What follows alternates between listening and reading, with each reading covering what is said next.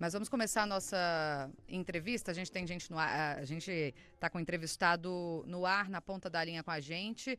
É o arcebispo de Palmas e vice-presidente da Repam Brasil, que é a rede eclesial panamazônica, Dom Pedro Brito. Dom Pedro, muito boa tarde para o senhor. Obrigado por estar aqui com a gente nesse dia. Boa tarde, Gabriela. Boa tarde aos ouvintes da CBN. Feliz Páscoa para todos nós. Dom Pedro, queria que o senhor falasse um pouquinho mais desse ponto de vista aí, puxando um pouco para a rede panamazônica, do legado. A gente já falou tanto aqui do legado que o Papa deixa para a questão da igreja, os princípios, os valores, aquele perfil um pouquinho mais carinhoso, mas que também um legado muito importante do ponto de vista ambiental, né? Certamente, é um dos legados que o Papa deixa para nós, um dos presentes, é essa visão ambientalista que ele tinha. E com toda certeza é uma visão bastante atualizada e teológica, que a pauta do meio ambiente é uma pauta que ultrapassa a compreensão da igreja. Todo mundo está falando, alguns contam a favor. A COP30 vai ser aqui no Brasil, que vai ser essa temática. Então é um tema de grande importância que todos nós sentimos na pele, no bolso e na vida essa questão. E o Papa Francisco dedicou seu pontificado à questão da Amazônia, nosso bioma onde nós habitamos, e abriu o horizonte para essa compreensão que tudo está interligado, tudo está interdependente, e que essa crise socioambiental, como ele chamava, né, não é uma crise só social, é uma crise ambiental que alimenta o social, uma crise social que alimenta o ambiental. Basta ver o preço das coisas, porque que aumenta o café, o ovo, o óleo, porque há uma crise ambiental.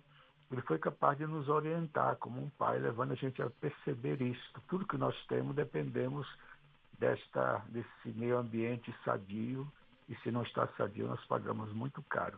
Então, o Com Papa certeza. deixou esse legado para nós, que nós devemos continuar também. E colocando o tema na pauta do dia, né? Porque a gente fala muito da questão ambiental, a gente coloca muito político, autoridade nesse assunto, mas trazer o líder da igreja, colocando esse assunto na pauta do dia, a defesa do meio ambiente, a importância de manter o meio ambiente saudável e as florestas em pé, digamos assim, creio que é um passo gigantesco dentro da igreja, né, Dom Pedro? Certamente, porque é um tema que todo mundo sente na pele, todo mundo percebe.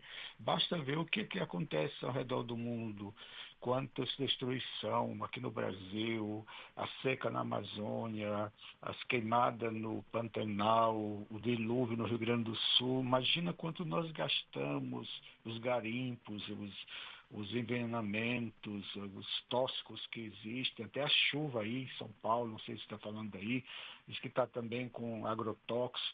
Imagina o drama que nós vivemos hoje, parece coisa de ambientalista, mas é de quem tem a sensibilidade, como a campanha da fraternidade nos lembrou, ecologia integral, tudo está interligado, e Deus viu que tudo era muito bom. A nossa igreja, Gabriela, é uma igreja do criacionismo. A nossa fé é uma fé de Deus Criador. Tem outras filosofias de vida, outras correntes que pensam no evolucionismo. Evidentemente que as coisas evoluíram, mas nós somos criacionistas. Deus criou todas as coisas. Está no nosso credo. Primeiro artigo do credo: crê em Deus Pai Todo-Poderoso, Criador do céu e da terra, de todas as coisas visíveis e as invisíveis também. Então, a nossa fé é isso. A terra é a nossa casa comum. Se nós não cuidarmos dela, nós vamos pagar muito caro com a carestia, com as doenças, com tudo aquilo que não serve, e o desequilíbrio também. Então, é preciso que a gente tenha essa comunhão entre quem é da igreja, com quem é da ciência, da técnica, do desenvolvimento. Pensar no desenvolvimento com sustentabilidade. Não custa nada a gente pensar em ter riqueza, mas também respeitando a nossa casa comum. Com certeza. E como fica daqui para frente, Dom Pedro Brito, em relação a, digamos, a semente plantada pelo Papa Francisco. O senhor vai saber muito melhor que eu se anteriormente, em algum outro pontífice, falou tanto dessa questão ambiental, dessa justiça socioambiental, ou se foi ele mesmo quem tipo, colocou esse assunto mais na pauta. E o que esperar daqui para frente, para o próximo Papa? O senhor acha que é algo inevitável de ser discutido e ser colocado? O senhor acha que é uma semente que acabou sendo plantada aí também para nunca mais a gente deixar esse assunto um pouquinho de lado? Eu vou ficar nessas últimas palavras suas, né? Porque o Papa Francisco é um profeta de Deus. Ele falou em nome de Deus. Eu creio plenamente que o Papa ensinou sobre o meio ambiente, a crise socioambiental, é a voz de Deus, é o grito da terra, é o grito da natureza. Então não pode morrer com o Papa, tem que continuar. É a semente que nasceu, que vai crescer, que vai provocar em nós uma forma de vida diferente, uma conversão diferente, como tratar o meio ambiente. Não pode ser na base só da produção, do comprar, do vender, do ganhar dinheiro. Tem que ter também a reserva da ecologia, da sustentabilidade. Eu vou lhe dar um dado que eu gostaria de dizer. No Sino da Amazônia, eu defendi, diante do Papa, o pecado ecológico. Significa dizer que aquilo que eu faço de mal aqui na natureza também é pecado. Não é só xingar, mentir, roubar, matar, mas também destruir a natureza, poluir, queimar, devastar, intoxicar também é pecado. E sabe que isso foi incorporado no ministério do Papa Francisco, no ministério da Igreja. No documento final do Sino, no número 92, o Papa assumiu como doutrina da Igreja toda de um pobre bispo aqui da região norte do Brasil, do Tocantins. Que coisa bonita é essa? Pecado ecológico. É interessante, né? É um termo que nunca tínhamos visto antes, pelo menos eu nunca tinha acompanhado. Gabi, eu acho que eu já estou aqui de volta. Você está me ouvindo? Estamos ouvindo, Fred, vamos lá. Muito bem. Estou aqui para participar dessa entrevista com o arcebispo de Palmas, Dom Pedro Brito, Dom Pedro Frederico, que está falando. Queria trazer mais uma pergunta, ouvir a opinião do senhor. Um pouquinho antes do senhor entrar no ar, nossa reportagem estava contando aqui para os ouvintes a respeito do testamento, né, do Papa Francisco e os últimos pedidos dele, um sepulcro simples, a lápide lá apenas com a palavra, né, com o nome Francisco escrito. É um último gesto dele reafirmando que foi todo o pontificado, né? E essa ideia da simplicidade, que também é uma ideia que vale muito para a nossa relação com o meio ambiente, com as questões climáticas, também fica aí nesse gesto final do Papa Francisco, não? Certamente, Frederico. Eu sempre tenho essa tese assim, que a gente morre como vive, e a gente vive como morre. Não existe um corte, não é que a gente vive de um jeito e morre de outro. A gente morre como a gente vive, a gente deixa o nosso corpo como nós pensamos.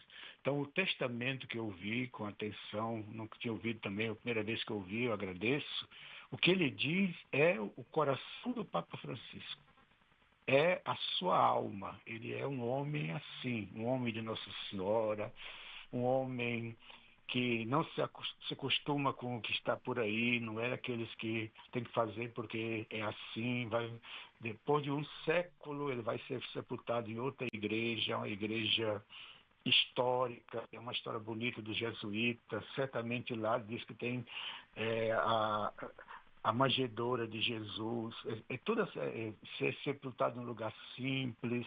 Isso tudo é a alma do Papa Francisco, é nos comunicar. Nós somos muito audaciosos, muito engrandecedores. O Papa Francisco quebra essa corrente, morreu, vai ser enterrado no chão, a terra vai comer. O importante é o nosso compromisso, a nossa alma, a nossa vida.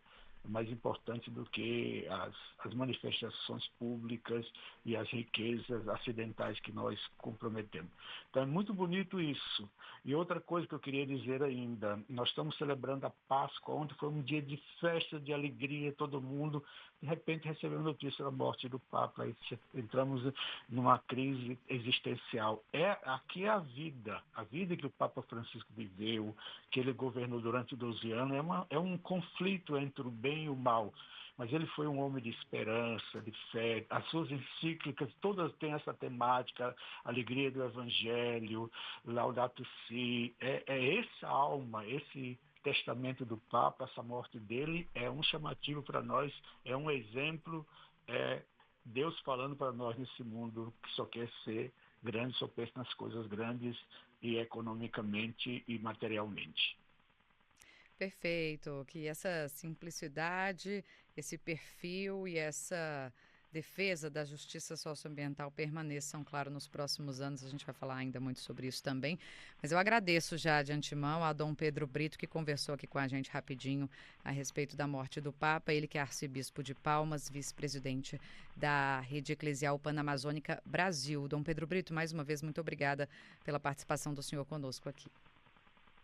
Muito obrigado. Feliz Páscoa para todo mundo. Muita esperança, muita fé. Rezemos juntos pelo descanso eterno desse nosso irmão, nosso pai na fé.